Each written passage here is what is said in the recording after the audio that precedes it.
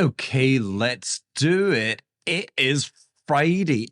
Can you believe it is the end of the week? I have made it. And wow, the last two episodes last night was so long, but I think it was really good. Anyway, let's crack on. What is the time? Oh my god, it's 11:10. And it's 11:10 on, I believe it's on a Friday, and Friday the 24th of October. The week before, there's a lot going down next week. We got the Fed. I think they're voting to see if they're going to reopen the government. Don't do it. You've got, when does Trump meet Z? And then 5th of November. Beware, the 5th of November. Guy Fawkes night, and you've got that federal court ruling about whether Trump can really have these tariffs. When is he meeting Z in China? Wow, so much, ladies and gentlemen.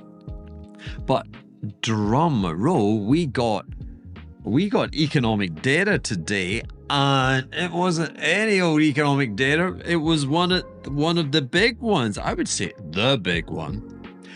We got from our friends who are on furlough, and they're working. They're not receiving any money. They're hoping they're going to get backdated pay.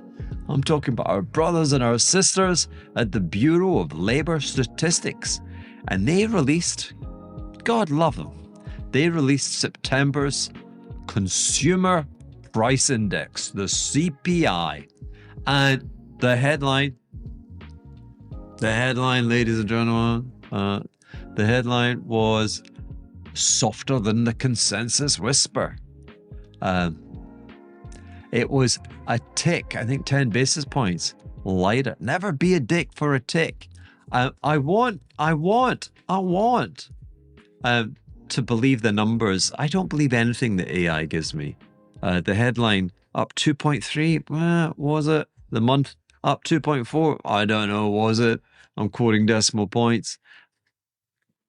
The month over month was not 2.4. Oh my God. Hold on a second.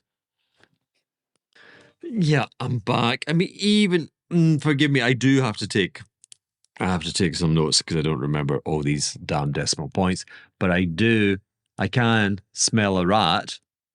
Talking of which, have you ever smelt a dead rat? Do I want to tell you that story? I am a rat catcher. The houses in St. Bart's open. We're in kind of like a tropical jungle. Yeah, we get rats, and you gotta catch them. And, oh my God, does a dead rat stink? And the figures, yeah, I was looking at the figures, and my God, even I could determine they stink. Headline CPI 2.3, absolute nonsense. Of course, the year over year came in at 3%, and these figures were compiled before we went into lockdown. I don't know why they didn't tell us, and it's taken this long to tell us, but they've told us. So here we go. We're nearly in November, and we're learning about September.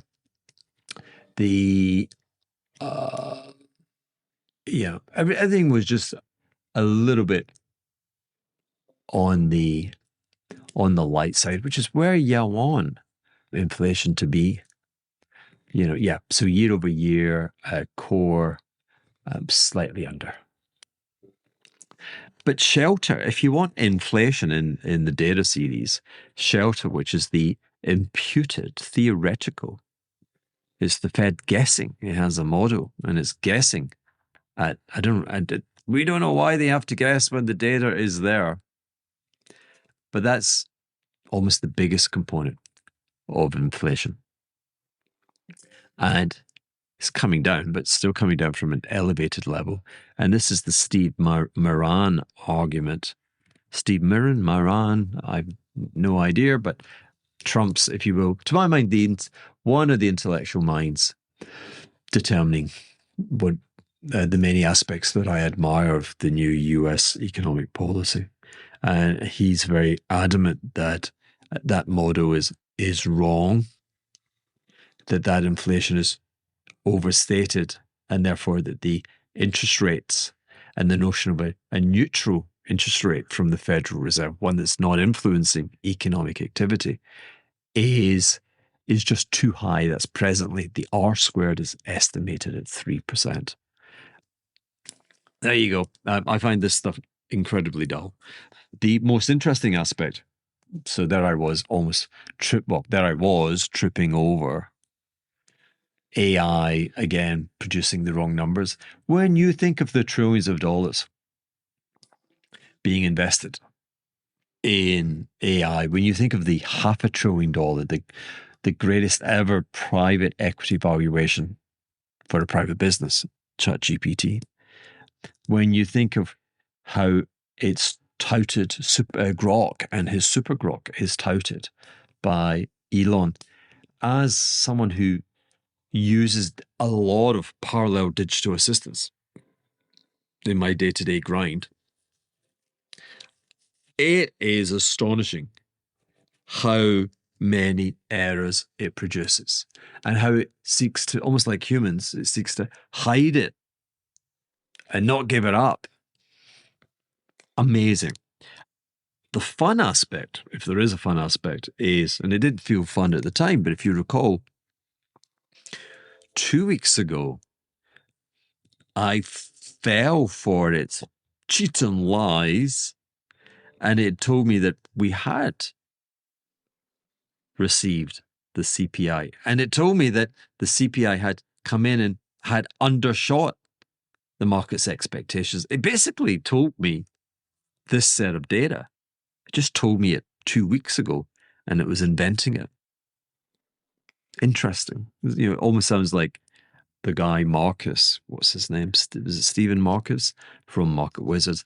Dreaming, thinking so intensely that he ended up dreaming the economic data point. I love stories of that nature. I keep pausing. I want you to listen to yesterday's cut, the 23rd. Listen to that again and again over the weekend. Here we are. I'm talking about data prints, but I've also been talking about quantum theory, Schrodinger's cat, fuzzy clouds, having to try and comprehend the possibility of everything and everything occurring all at the same time.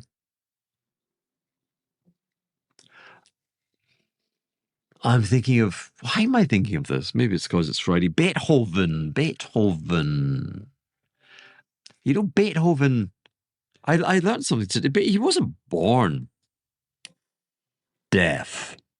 He became deaf.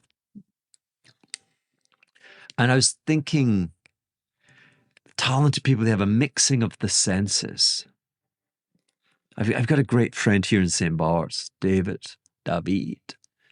Amazing guitar player. And he has one of those pitch perfect minds. He hears something and he knows the pitch immediately. Like, oh, that's A minus C, I don't know, D, I don't know. And he's seeing a color. Amazing how the mind works. I was reading about Leonard Euler, famous mathematician, and he went blind, and he maintained that his best work was conducted after going blind. Why could that be? So I like the Leonard Euler story because, as I was saying again, bringing in the Schrodinger's cat, I didn't want to know. I wasn't seeking certainty. Markets are majestic with uncertainty. But when they become certain, the vial cracks, if you will, and the cat dies. certainty leads to the decay of the atom. And so for me, like, I'm really serious when I say this notion of being slothful, that I'm punishing myself I truly am punishing myself with this weekly, not weekly, daily. And I have to say, so next week, I'm going to dial it back to maybe 3 of these next week. Forgive me. I don't know where you get the time, if you do get the time, because this is dense, it's heavy, and it requires listening to again and again. And I love it. I love your sponsorship of it. But it's like going on stage every night. Again, I love it. I'm a performer, but I spend all of the next day recovering and trying to learn from what my mind revealed. I find that fascinating. But largely recovering until it's time to do it again. I mean, the notion of comedians and performers. I mean, doing a play every night, you're in character and you're saying the same words. Trying to conceive not randomly, but off the top of your head, to speak into the void is, hey, again, small violin, but I'm finding it exhausting and it's taking away from my requirements to write for my Substackers.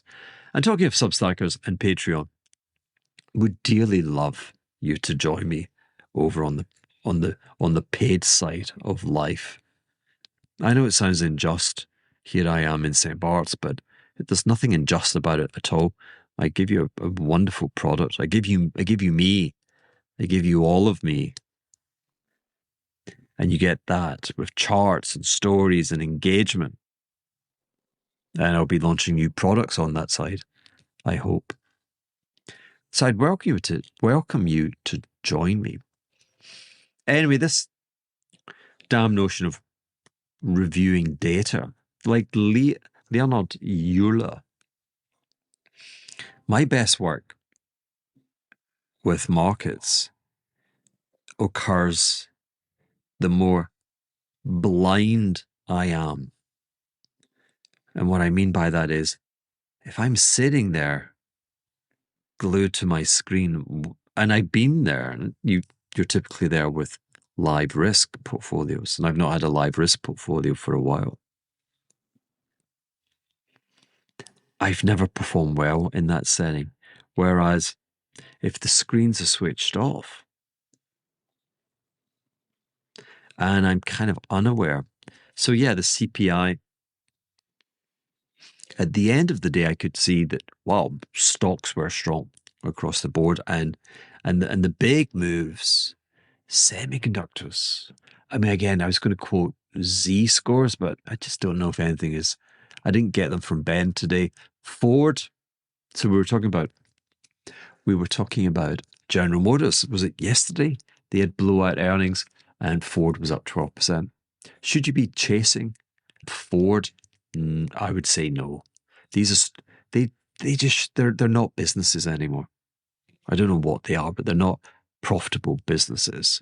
They have moments of outperformance.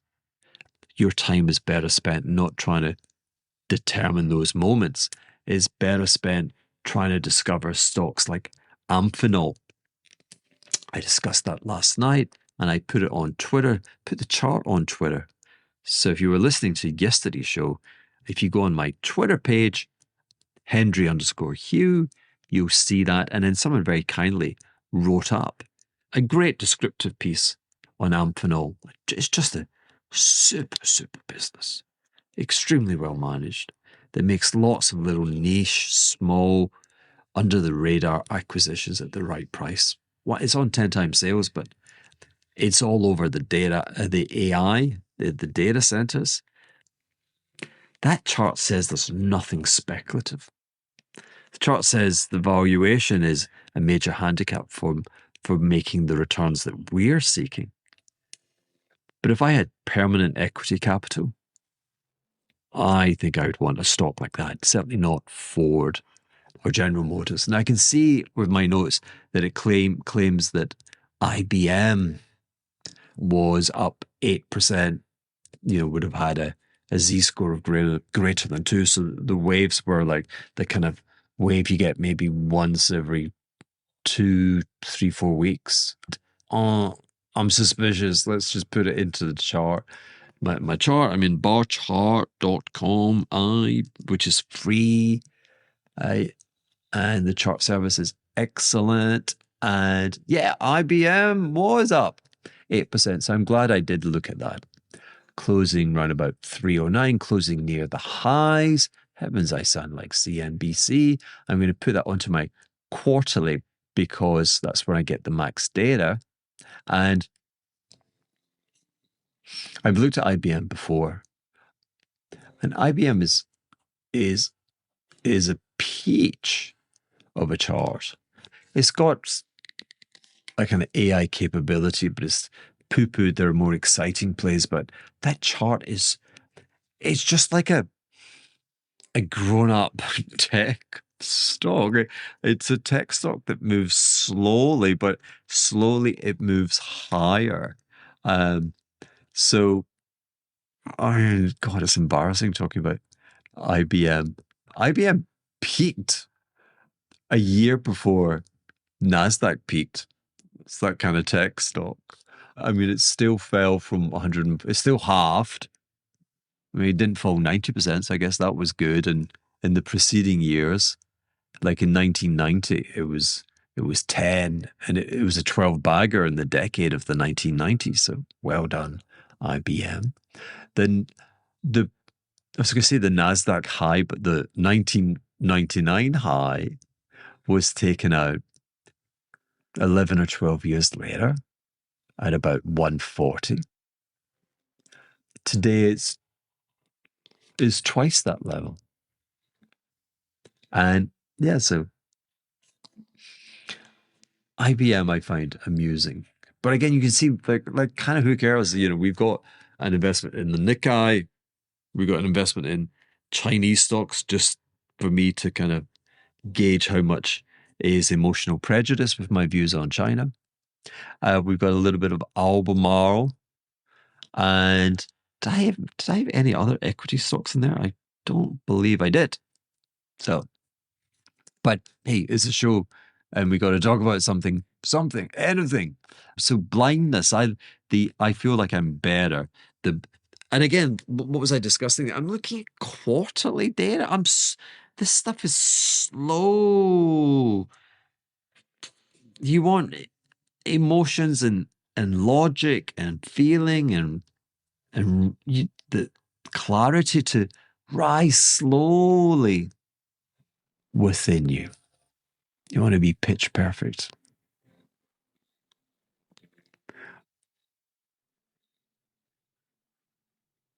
The go figure, but interest rates didn't really like or move to the inflation. Do we care? I mean, I don't care. What else do we have? And there was. So I was saying that GM, Ford have had these big explosive moves, and they've come out of earnings. And we could post a picture. We could posit a theory around the Trump tariffs being a protective moat, which will allow them to be profitable. And that may well be the case. I still don't want to invest in them.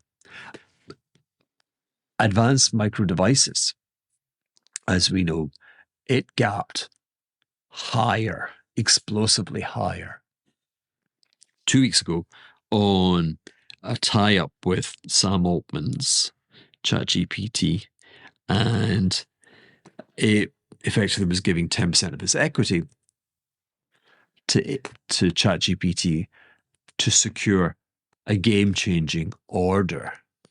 And it's like, do you follow that one? And I hope I was saying, yeah, you've followed that one.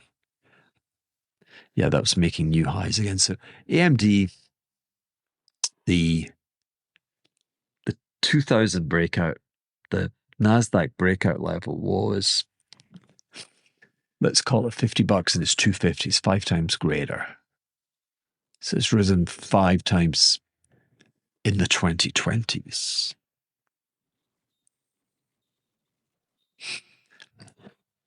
And it's still so. What shall we do the silliness of stock charts? But it was trading 220. It was the high this year before we had that massive sell-off, and it went all the way down to 74. So I had a drop of 150 points, if not more, which is, oh my God, bloody hell. These things really, really puke. Really puke. 74, it was trading at almost half the 1 year moving average. So, wow. Wow. And now it's taken out this year's high. And there's an argument that you should take that swoon from 220 to 75. And then add that on to the 220 breakout. And that kind of would say that the target on the kind of fractal pulse of what's happening is AMD's gonna double from here. I'm just making it up. Again, am I rushing to buy it? No. We've put a little portfolio together, and then I think next week we'll discuss it. And again, the things people tell you, I've got an amazing, wonderful, very, very smart, very, very rich friend. And of course, given that those descriptions, when they say something, is very definite. You're like, wow, yeah, incredible. And he was writing, people write to me the most incredible things on Instagram. I was like, oh, copper all the way. You got to own copper. It's the one. It's not affected by wars like gold. And it's all about data centers. What NVIDIA needs, it needs 100 years of copper supply in the next 2 years. Got to buy copper. Yeah, wow. And liar, pants on fire. So NVIDIA chips, of course, barely use any copper. You know, the GPU. It's whereas it would be in the PCB, the heat breeders, the interconnects. But for sure, data centers are heavy on the copper utilization. Transformer switchgear, a lot of high capacity copper cables. And I think the benchmark that they say is per megawatt, 1 megawatt. How many megawatts are in a gigawatt? 1,000? For a megawatt, they say you need 27 tons. So you do need a lot of copper for these data centers. But I read somewhere that the data center demand likely could lift copper demand by about 1.5% over and above where it is just now. And sorry, hold on a second. I'm falling asleep. Copper is copper is used, has such widespread application that they call it the only commodity with a PhD in economics. Boom, boom, boom. And I am in real time, I am talking to you again, which I hate doing, and trying to bring up charts. The copper chart. And I'm looking at this on another free service, FinViz, FINVIZ. I look at that most days. I'm putting that onto monthly, and I'm getting rid of all the pop-up adverts, which give me this free service. And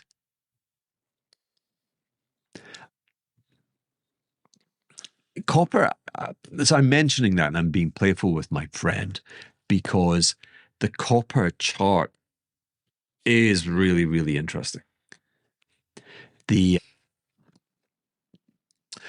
So again, as a lover of long data channels of compression, where the price goes kind of slides into a valley of despair, it finds it's no longer making new price lows, slowly rehabilitates.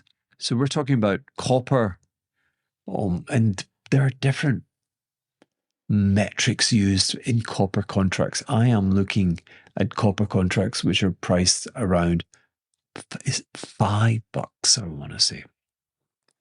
Per, I don't know, pound of copper. And so in the mid 1990s, it was yours for 1,500. And that was the same price up until about 2004, 2005. And then suddenly copper was making a new high. And that was very much, that was China was no longer just a story, but China was in your Bloomberg every moment, touching the bid, touching the price, touching the quote. And suddenly market participants were paying higher prices. And between 2004 and 2006, over 2 years, copper exploded from 1,500 to 4,500. So it tripled in 2 years. And that very much was, these remarkable statistics that China spent more on concrete, copper, steel, you name it, than the American economy did in the 100 years of the 20th century. And it did that in 10 years. And copper tripled. And God, do you want to hear another one of my stories? I was staying. So again, I'm talking to you and I'm trying to type things in. And I'm going to say it. Multiple technology issues. My camera stopped. The audio stopped. I spent so much time. I was in ChatGPT asking it about the chit fiasco, Al Gore versus George Bush, the year 2000. That's how I recorded my copper story that I was about to share with you.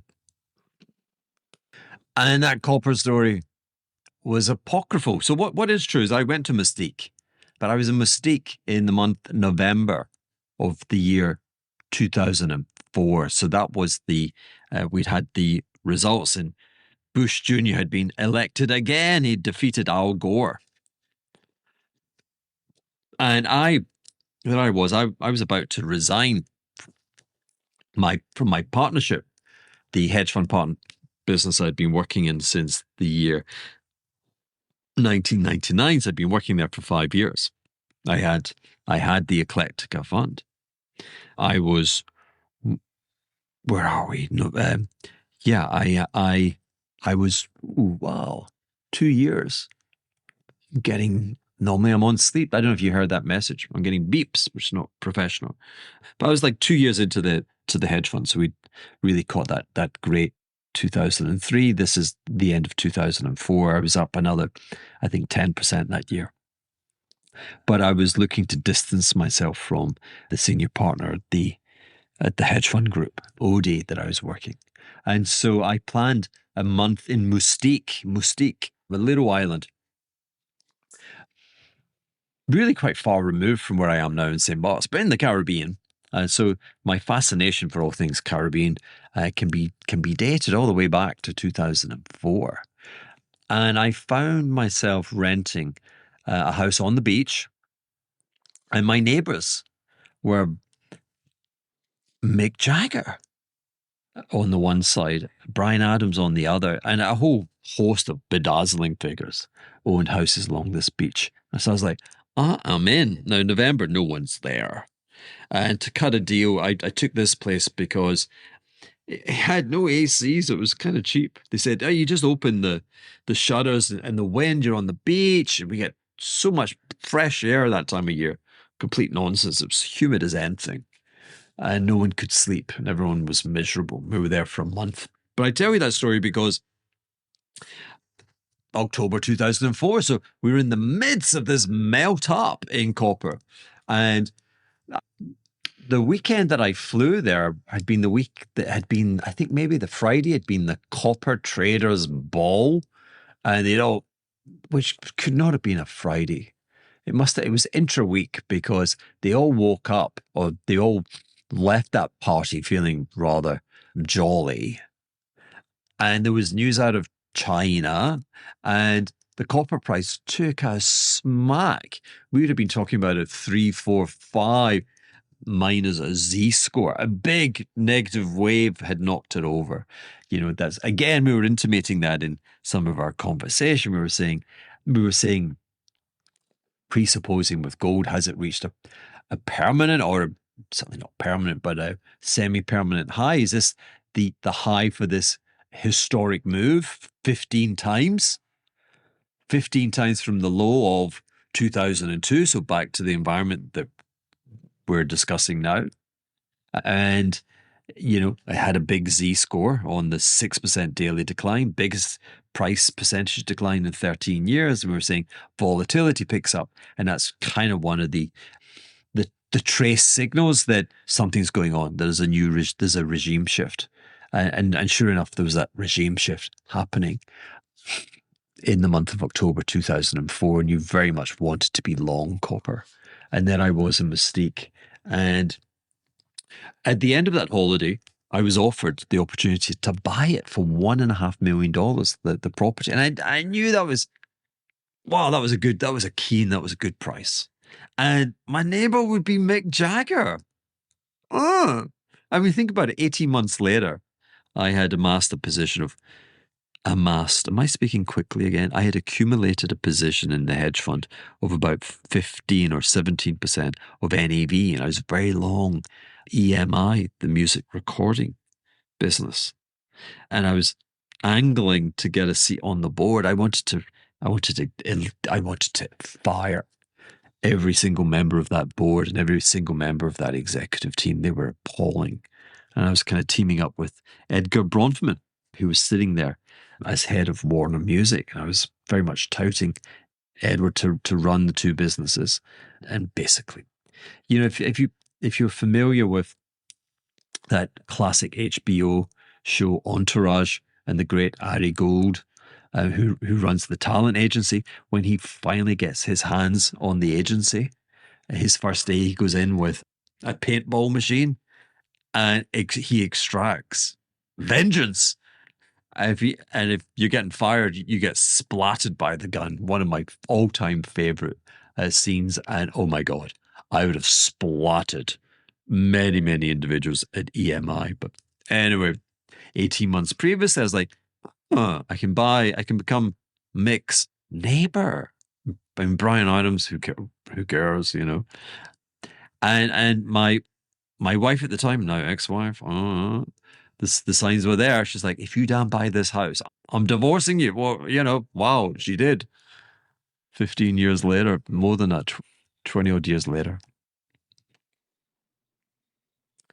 So yeah, how my life may have been different. Mick ended up buying it, just expanding his spread. But shut up, me, copper. I find, I love charts. It's like chart music. I love looking at them. And even like these free services, like I said, FinViz, I can sit there and I'm looking at it now.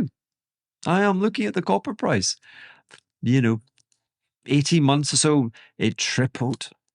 And then, of course, with the great crash, the economic travesty, copper gets stuffed. But get this is the beauty of these things. So 1,500 had been this high watermark, and it was like tyranny. It was like, I was going to say the Eiffel Tower. It's weird. It was like a very tall Everest, a very tall mountain. And as the price collapsed, you'd look up to 1,500 and you say, we'll never see that price of copper again. And of course, that was apocryphal. And going into late 2004, with the presence of China becoming bigger and bigger and bigger and spending so much money. I gave you the stats, building all these cities that all required copper. The price tripled. And then it collapses. So where does it collapse to? I've said to you where ceilings become floors and can become trampolines, and copper is just you should get chart books and just look at as much chart data as possible. It's like it's like reading a history book. That's what we're doing now. I'm just reading the copper price chart. So much you can say. You can put your life against it and your memories against it. And so, yeah, forgive me, 2008 and bottoming in 2009, copper comes all the way down to 1500.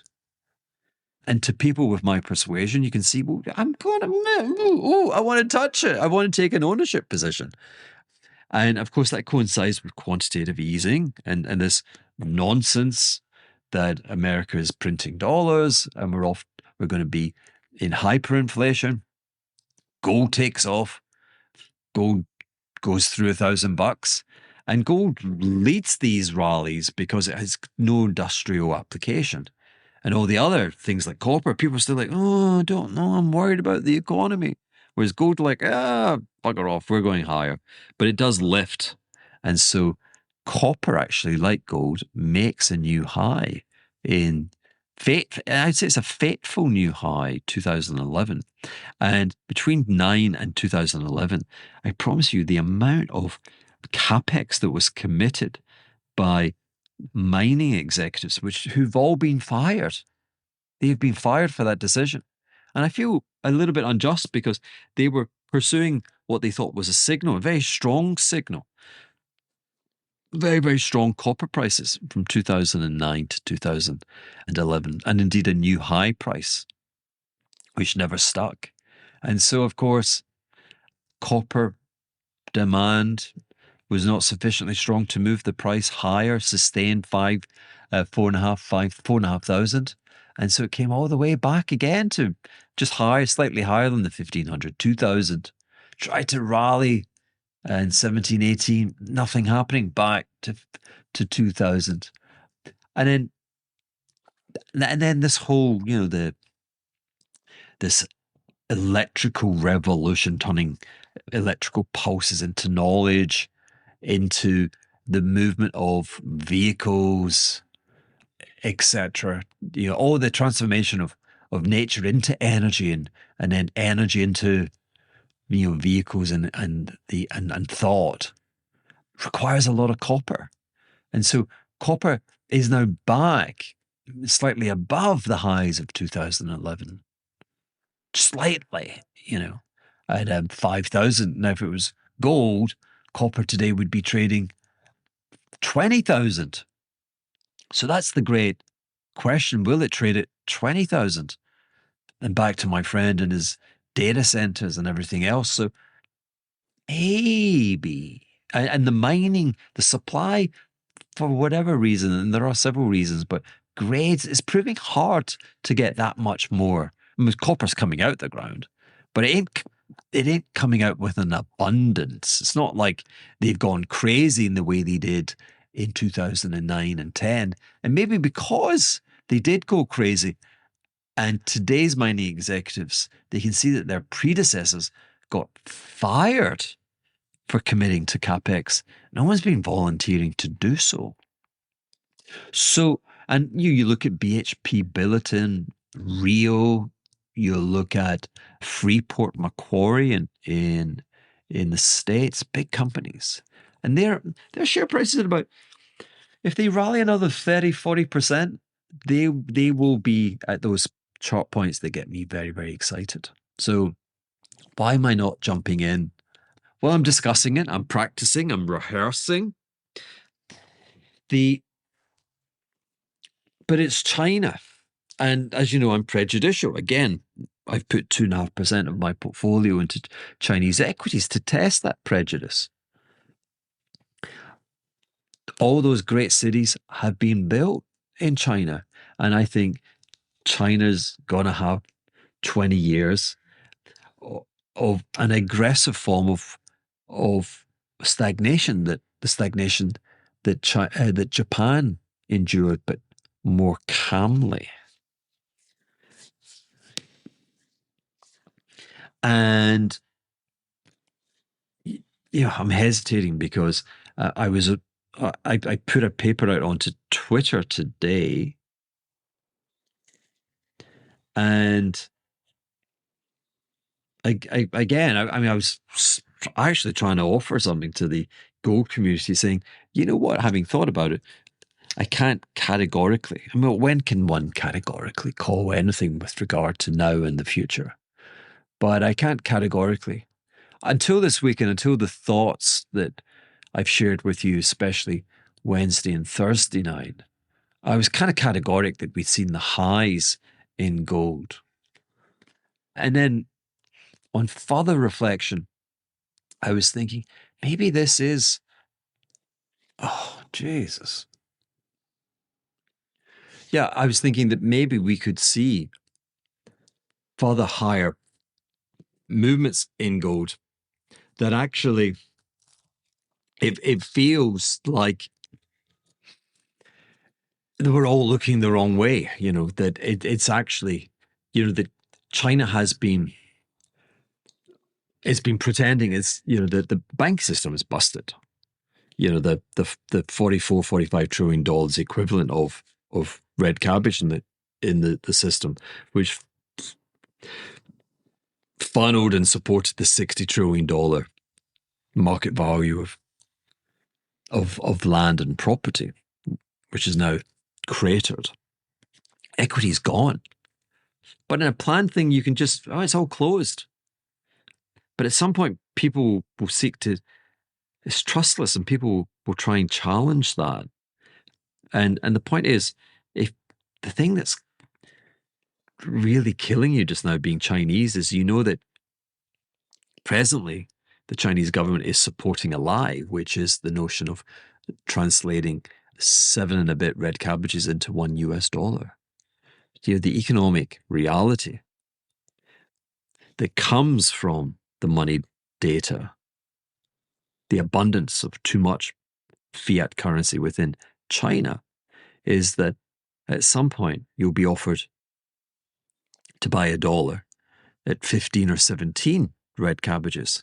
And so there's a huge demand to get money out, and there's a huge clampdown preventing that. Below the surface, and with VPN and with trepidation, there's been a huge move into the digital gold via stablecoin. And then we saw the scenes of people queuing in Sydney, but we think they're queuing in Beijing for sure. So I was offering that notion that gold could be many times higher. But the community, oh my goodness, they're not willing to accept. These things are just factual. There's 262 million troy ounces of gold held by the American administration, not administration, government. It's more like 62 million in China. Let me tell you, who cares? Let me tell you something interesting. So I was saying that these prices of gold, and if it goes higher, Jamie Dimon, what does he know? But he was saying 10,000. Why does he say 10,000? So it's not that he's an expert at pricing gold, but who has he been speaking to in the American administration that planted 10,000 as a seed that popped into his mouth in an interview? That's what I find interesting. And at 10,000, oh my God, the value of the US reserves, where are we? We're at $1 trillion at 4. So it would be $2.5 trillion. So half of high-powered money would be implicitly, theoretically backed by America's gold holding. And the same amount would apply, the same percentages, to the amount of long-term US liabilities.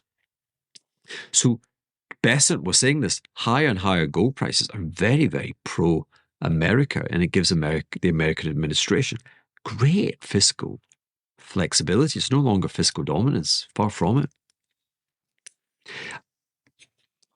Would you believe that after the Second World War, America had about 700 million troy ounces? So it's fallen from 700 to 262. And it was persuaded to give that gold to its trading partners under the Bretton Woods system. Imagine. What a dumb idea. Imagine having accumulated 700 million ounces. That is 10%. I think that is 10% of. Yeah, I think that is 10% of all physical gold ever extracted from the earth. And America held it. And what would that be today? That would be 700 million is, let's say, 2.5 times greater. So yeah, you'd be $2.5 trillion. The America would have $2.5 trillion of gold reserves. If it goes to Jamie's magical 10,000, what would that be? That would be like $7-8 trillion. So anyway, what if? Silly talk, but I find it incredible that, first of all, it shows you just how dominant America had been at the end of the Second World War and how it was persuaded by words and gentlemen's agreement and quite frankly, I think, flawed intellectual argument to give up 500 million troy ounces. $2 trillion worth in today's money and today's gold prices of wealth. America gave it up in that period, the period that we call Bretton Woods, that ran until Nixon went in August 1971. He's like, I ain't doing this anymore. Why are we doing this? This is crazy. No. And people said, the dollar would go to hell in a handbasket. And was it done? As money as a monetary fiat belief system versus other monetary fiat belief systems, more than held its own. But I don't know if you can say the same about China. Anyway, so anyway, again,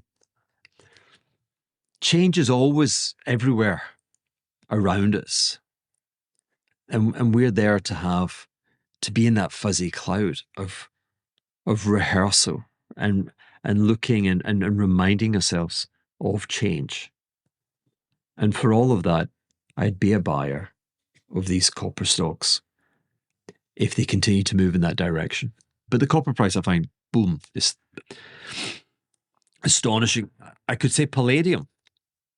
My buddy, now it comes from my same Instagram buddy, so I don't know, but I do know that I think half of the world's palladium output supply is mined from Russia. I think 97 million tons, only 200 million tons of palladium a year.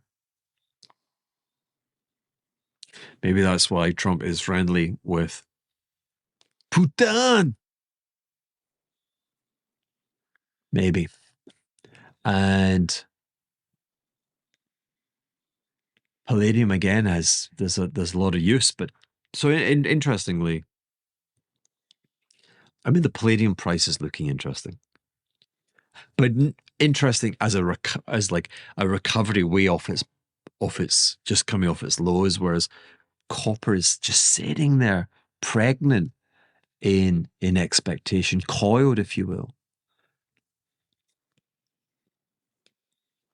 But yeah, America would not like it if Russia stopped sending palladium.